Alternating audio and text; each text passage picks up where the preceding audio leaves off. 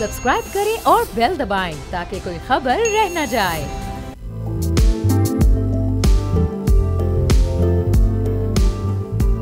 अस्सलाम वालेकुम, मैं उर्वाब जहांगीर। आप देख रहे हैं प्रोग्राम व्यापार। Securities and exchange commission of Pakistan की जानिब से चंद दिन पहले महाना IGI इस्लामिक रिटायरमेंट फ़ंड की मंजूरी दी गई है, जो कि रिटायर्ड ऑफिसर्स के लिए एक बड़ी बेहतर डेवलपमेंट है। IGI की जानिब से securities and exchange commission of Pakistan में महाना IGI इस्लामिक रिटायरमेंट फ़ंड के ऑफरिंग डॉक्यूमेंट्स चंद हफ्तों पहले जमा करवाए गए थे, जिसे कुछ दिन पहले SECP की जानिब से मंजूर कर लिया गया। और इस मंजूरी के हवाले से IGI की जानिब से स्टॉक एक्सचेंज ऑफ पाकिस्तान को भी बाकायदा तौर पर आगाह कर दिया गया। SECP की जानिब से वॉलंटरी पेंशन सिस्टम रूल्स 2005 के तहत महाना वेल्थ लिमिटेड के साथ इन्वेस्टमेंट के एडवाइजरी एग्रीमेंट की भी मंजूरी दे दी गई है। अब इस मंजूरी के बाद IGI लिमिटेड की जानिब से फंड को लॉन्च करने की तैयारी भी बाकायदा तौर पर शुरू हो गई। और क्या डेवलपमेंट है अभी आगे चलकर हम आपको बताएंगे। भी इस सिलसिले में मुआशी माहिरीन प्राइवेट कंपनीज की जानिब से फंड्स के क़याम को मुस्बत पेशरफ्त के तौर पर देख रहे हैं, क्योंकि रिटायरमेंट के बाद पेंशन और रिटायरमेंट पर मिलने वाला फंड रिटायर्ड अफसरान के माशी रिलीफ का जरिया होता है। इस वक्त कौमी खजाने पर पेंशनर्स और रिटायरमेंट फंड का बोझ 1000 अरब से जायद हो चुका है।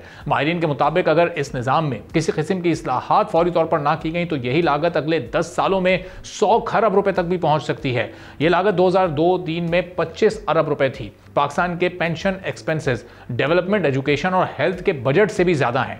इस वक्त मुल्क में तकरीबन 43 पेंशन फंड्स काम कर रहे हैं, जिनमें तकरीबन 61 अरब रुपए से जायद की इन्वेस्टमेंट हुई है। पाकिस्तान में प्राइवेट पेंशन सेक्टर को SECP के वॉलंटरी पेंशन सिस्टम रूल्स 2005 के तहत रेगुलेट किया जाता है। वॉलंटरी पेंशन सिस्टम में जॉब्स करने वाले अफराद अपने काम की मुद्दत के दौरान वॉलंटरी ECP के मंजूर शुदा फंड में हिस्सा डालते हैं, जिस पर स्टेक होल्डर्स को टैक्स छूट हासिल होती है। रिटायरमेंट के बाद इस बचत किए हुए फंड से बाकायदा इनकम मिलती है। प्राइवेट पेंशन और रिटायरमेंट फंड को प्रमोट करने के लिए SECP की जानिब से कई इस्लाहात भी की गई हैं, जिसकी वजह से पेंशन और रिटायरमेंट फंड में इन्वेस्टमेंट 40 अरब तक बढ़ गई है, जो तकरीबन 27% का इजाफा बनता है। अब मुआशी माहिरीन का मानना है कि हुकूमत आने वाले चंद सालों में कौमी खजाने पर पेंशन फंड और रिटायरमेंट फंड के बढ़ते बोझ को कम करने के लिए पेंशन और दीगर फंड्स को खत्म भी कर सकती है। अब ये जो IGI महाना का, ये किस हद तक कारामद लोगों के लिए साबित हो सकता है और किस तरह से काम करेगा, इस सिलसिले में हम गुफ्तगू करेंगे। मुबशिर ज़ुबैरी साहब chief investment and advisory officer हैं महाना के, हमारे साथ मौजूद हैं। बहुत शुक्रिया मुबशिर साहब प्रोग्राम के लिए आपने वक्त निकाला। IGI इस्लामिक रिटायरमेंट फंड को ज़रा थोड़ा सा एलोबरेट आप कीजिएगा, आसान लफ्ज़ों में ज़रा लोगों को बताइएगा किस तरह इससे फ़ायदा उठाया जा सकता है और रिटायर्ड अफसरान को इससे क्या क्या मराहत मिल सकती हैं। जी, thank you for having me. अच्छा, ये जो पेंशन फंड है, जैसे कि आपने बताया कि बहुत टाइम से SECP ने इसको इंट्रोड्यूस कराया था, इस कॉन्सेप्ट को, और इसका मेन जो पर्पज़ है वो यही है कि लोग अपनी मुद्दत मुलाजमत के दौरान इसमें रेगुलर कंट्रीब्यूशन सेविंग करते रहें, ताकि उनकी जो रिटायर्ड लाइफ हो उसमें उनको रेगुलर पेंशन पेमेंट्स मिलती रहें। इसी को मद्देनज़र रखते हुए अगर हम अभी देखें तो अभी हमारी जो पूरी म्यूचुअल फंड इंडस्ट्री है उसमें लेस देन 3% जो फंड्स हैं वो इन पेंशन फंड्स में मुख्तस हैं। उसकी मेजर जो वजह है वो यही है कि लोगों पे अवेयरनेस नहीं है, लोग नहीं जानते कि उनको क्या क्या फ़ायदे हो सकते हैं। तो इस विजन को रखते हुए हमने IGI के साथ महाना ने पार्टनरशिप करी है एक फ़ंड लॉन्च करने में, जो कि महाना IGI इस्लामिक रिटायरमेंट फ़ंड है, जिसकी अप्रूवल की आपने बात की। उसका मेन जो पर्पज़ यही है कि महाना जब स्टार्ट हुआ था कि लोगों तो आम आवाम तक इन्वेस्टमेंट और सेविंग तक की रसाई आसान करी जाए डिजिटली, क्योंकि जैसे जैसे डिजिटल अकाउंट्स ओपनिंग हो रही है वैसे डिजिटल आप पेंशन अकाउंट्स भी अपने खोलें। क्योंकि अभी हमारे पास जो है, अगर आप देखें, हमारे पास में 60 मिलियन के अराउंड वर्कफोर्स है, उसमें से खाली 1,20,000 हमारे पास पेंशन अकाउंट्स हैं, जो कि बहुत कम है। इंडिविजुअली अगर आप देखें तो मतलब खाली 1-1.5 लाख लोगों के अगर पेंशन अकाउंट्स हो तो ये ओवरऑल कॉन्टेक्स्ट में बहुत कम नंबर है।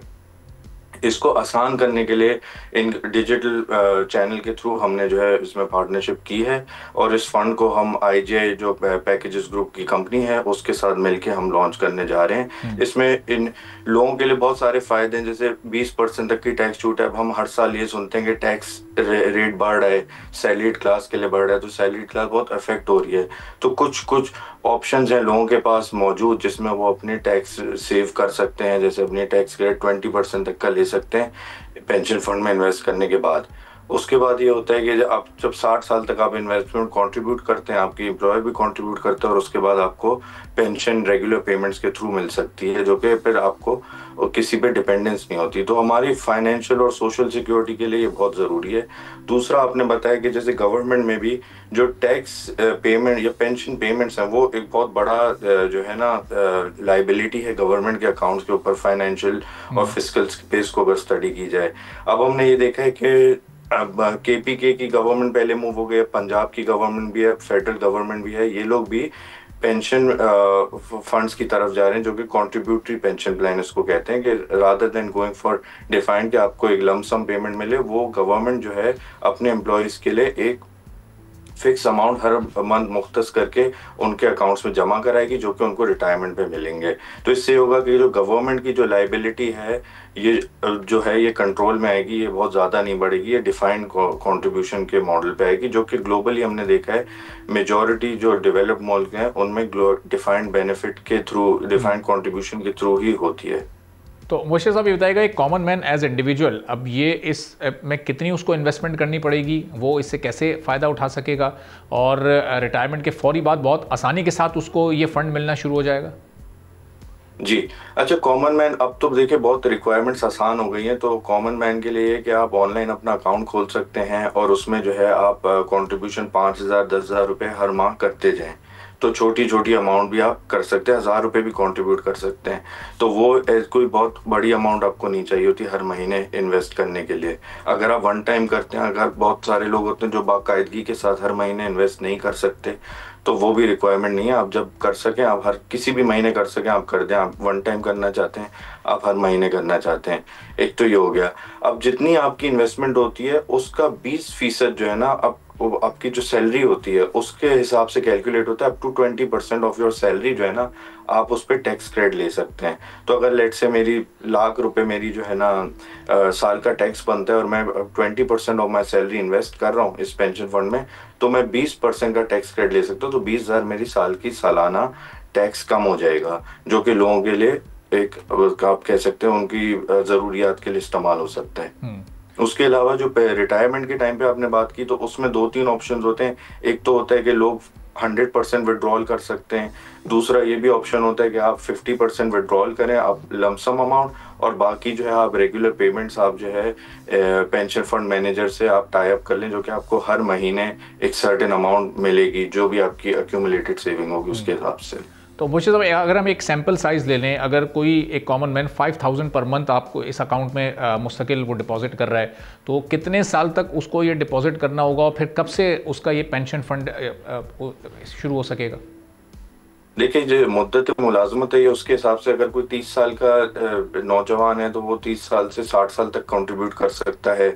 कोई अगर 40 साल के बाद ज्वाइन करता है तो वो 20 साल के लिए करेगा। अच्छा, जो 40 साल के बाद जो लोग ज्वाइन करते हैं उनको फर्दर एडिशनल टैक्स क्रेडिट के भी ऑप्शन मिलता है, क्योंकि वो 40 साल के बाद कर रहे हैं। मगर आपकी 60 साल की रिटायरमेंट एज है, उस रिटायरमेंट एज तक बेसिकली ये चलता है, उसके बाद से फिर आपको बेनिफिट मिलेगा।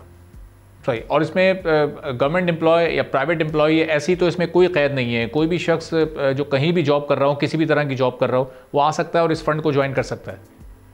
जी बिल्कुल, इसमें एम्प्लॉयड लोग भी कर सकते हैं और सेल्फ एम्प्लॉयड लोग जो हों, जो वो अपनी रिटायरमेंट के लिए सेव करना चाहें, वो भी कर सकते हैं, क्योंकि इसमें टैक्स के फायदे इतने हैं। तो जो लोग अगर एम्प्लॉयर अपनी कंपनी के थ्रू नहीं करना चाहते, वो खुद भी सेव कर सकते हैं, और प्राइवेट सेक्टर भी करता है, गवर्नमेंट एम्प्लॉयज भी करते हैं।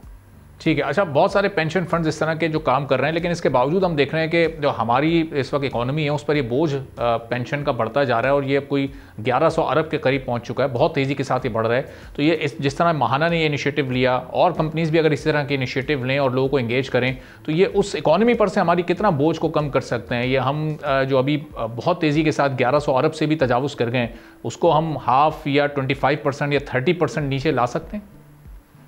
देखिए, ये जो आप 1100 अरब का बोझ है, ये तो खाली गवर्नमेंट सेक्टर का बोझ की हम बात कर रहे हैं ना, तो ये बोझ बिल्कुल कम हो सकता है। उसका यही है कि अब क्योंकि इसमें अभी आप इम्प्लीमेंट करेंगे, तो इम्प्लीमेंटेशन के भी 5-10 साल बाद जाके आपकी लाइबिलिटी कम होना शुरू होगी, पेंशन के खर्चे कम होना शुरू होंगे। ऐसा नहीं है कि आप अभी कन्वर्ट करेंगे तो आपके अगले साल से बेनिफिट नजर आ जाए। एक ये चीज है। दूसरा ये है, गवर्नमेंट ने ऑलरेडी इन प्रिंसिपली डिसाइड किया हुआ है कि ये लोग जो है पेंशन फंड की तरफ जा रहे हैं जो कि डिफाइंड कंट्रीब्यूशन प्लान होते हैं, जैसे केपीके ने करा सारी एसेट मैनेजमेंट कंपनीज के साथ मिलकर। अब पंजाब भी उसको इवेल्युएट करे और फेडरल गवर्नमेंट भी इवेल्युएट करिए सारे एम्प्लॉयज के लिए। तो उससे ये होगा कि गोइंग फॉरवर्ड जो आपका पेंशन का जो एक्सपेंस है उसका इंक्रीमेंट कम हो जाएगा और कुछ सालों बाद जाके हम देखेंगे वो एक एक्सपेंस कंट्रोल में आ जाएगा। इन कंपैरिजन आप ये देखें हर साल आपकी जीडीपी बढ़ेगी तो वो जीडीपी के साथ साथ उसकी ग्रोथ कम होगी, तो उसका परसेंटेज ऑफ जीडीपी जो आपका एक एक्सपेंस होता है वो रिड्यूस होगा। और मुझे अब रिलायबिलिटी या ट्रस्ट फैक्टर बहुत सारे लोगों के लिए मैटर करता है, तो कैसे आप कन्विंस करेंगे उन लोगों को जो कि जिनका रुझान आमतौर पर इस तरफ नहीं है या इस तरह की इन्वेस्टमेंट को वो सेफ तस्वुर नहीं करते, तो उनके लिए फिर क्या आपके पास आर्गुमेंट्स होंगे? देखिए ये जो भी कंपनीज ऑफर करती हैं, पेंशन फंड्स हो गए या डिफरेंट सेविंग इंस्ट्रूमेंट्स होते हैं जैसे म्यूचुअल फंड्स होते हैं, वो कंपनीज एसईसीपी से लाइसेंस्ड होती हैं। उन सब कंपनीज के पास एसईसीपी का लाइसेंस होता है जिसके अंदर वो ऑपरेट करते हैं। और ये जो फंड्स होते हैं ये सीडीसी होता है, सेंट्रल कस्टोडियन कंपनी जो है पाकिस्तान की, उसके पास फंड्स होते हैं और वो उनको फंड्स को फॉर द इन्वेस्टर्स उनको ओवरसी करते हैं। तो इसमें काफी ट्रांसपेरेंट सिस्टम है जो कि एसईसीपी ने बनाया हुआ है ओवर द इयर्स, और इसकी हम अगर एयूएम और fund size over the year growth देखें तो वो भी काफी इनकरेजिंग है। पेंशन फंड को हटा के, पेंशन फंड्स में इतनी नहीं देखी बट बाकियों में हमने देखे। तो वो जो भी इन्वेस्टर्स हैं उनको चाहिए कि वो फंड की परफॉर्मेंस, फंड की आपकी वो है फंड की परफॉर्मेंस हो गई और आपकी जो एसेट मैनेजमेंट कंपनियां, पेंशन फंड मैनेजर की लाइसेंसेज हैं उनको रिव्यू जरूर करें, और वो अगर लेजिटिमेट है तो वो उनमें इन्वेस्ट कर सकते हैं, क्योंकि उससे हर pension fund manager same system के अंदर ऑपरेट करता है, तो सिमिलर रिस्क होता है अगर कोई होता है। But depending on the risk profile fund managers के डिफरेंट पेंशन फंड्स होते हैं, जैसे कि आप अगर चाहें तो आप based on your risk profile अपनी डिफरेंट इक्विटी में भी जा सकते हैं, आप लो रिस्क इन्वेस्टमेंट्स में भी जा सकते हैं, तो वो रिस्क प्रोफाइल भी अलग तरीके से मैनेज हो रही होती है और हर पेंशन फंड मैनेजर आपको उस पर एडवाइस करता है। लास्ट में मुबश्शिर साहब बता दिएगा, इसको फंक्शनल या ऑपरेशनल आप लोग कब से करने जा रहे हैं? कोई डेट अभी फाइनल हो चुकी है?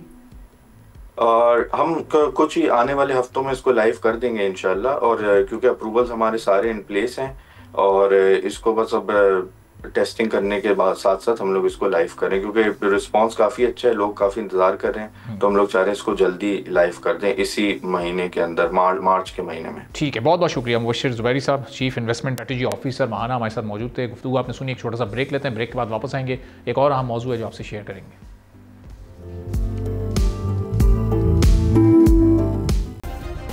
सब्सक्राइब करें और बेल दबाएं ताकि कोई खबर रह न जाए।